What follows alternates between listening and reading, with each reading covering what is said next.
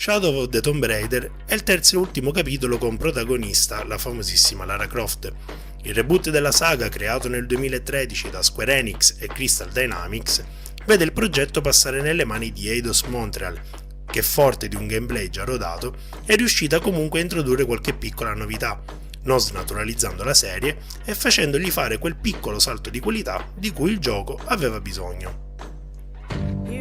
L'avventura comincia qualche mese dopo le vicende di Rise of the Tomb Raider e vede Lara, accompagnata dall'ormai immancabile amico Jonah, alle prese di nuovo con la Trinità, in un viaggio tra Messico e Perù alla ricerca di uno scrigno risalente alla civiltà Maya.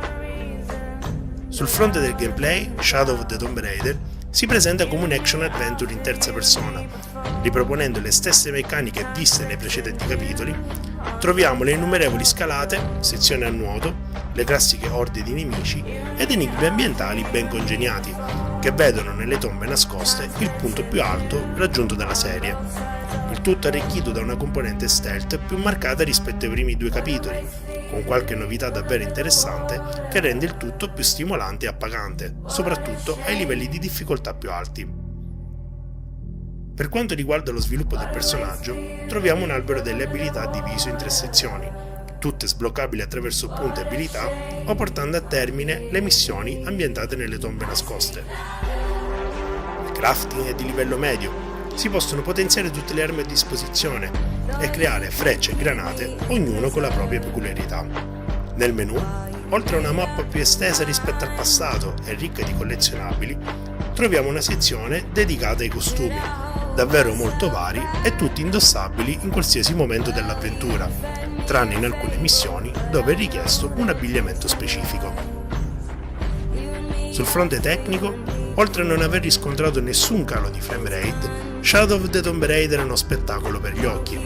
Ogni area di gioco è davvero molto ispirata, con un livello di dettaglio, specialmente nelle zone della foresta peruviana, davvero di primissimo livello, che invitano il giocatore a esplorare la mappa in ogni suo punto.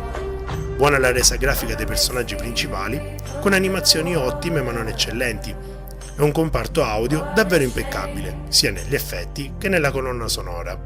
A tutto questo va aggiunto un ottimo doppiaggio in italiano.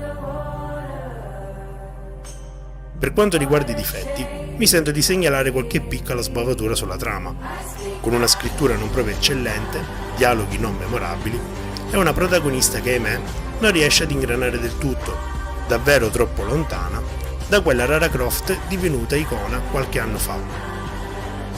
Per concludere, Shadow of the Tomb Raider è un ottimo titolo che, al di là di qualche piccolo difetto, riesce nell'intento di appassionare e divertire. Sicuramente un titolo consigliato sia a chi si avvicina adesso alla saga, sia a chi è come me, un fan storico, ma ha apprezzato comunque questo reboot.